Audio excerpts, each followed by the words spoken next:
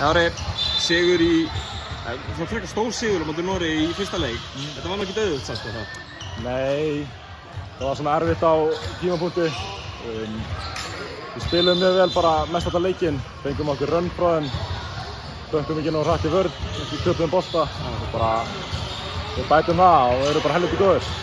Komist einhverjum tæpum 30 stigum yfir í fyrri hálfleiknum, en kastið þið einhvern veginn frá okkur. Var eitthvað að fara ykkur hérna þegar það komið fyrir 10 stigin í fjórða leiknum? Nei, bara alls ekki sko. Við bara höfum alltaf trú á þessu sko. Þegar þeir myndi koma með rönn, það bara að taka því og bounce back. Hvað að gera á þessum köflum þar sem þið vinnu upp svona þessa góðu forystu sem þið eru með tvisvar í þessum leik? Sko, við erum að hlaupa völlinn mjög vel og erum að spila hratt en samt executa play-in. Hlaupa línur, fylla horn, taka skotin, alltaf reboundinn bara og Hvernig að vera komin á Norðurlandamóti í Kísakallinn? Helviti skemmtilegt sko. Bara mjög sáttur að fá að vera hérna. Og bara nýta þetta tækifæri. Er þetta gott lið sem þið eru með? Helviti gott lið. Getur fara allir leiði, við erum allir sömu blaðsíðu sko.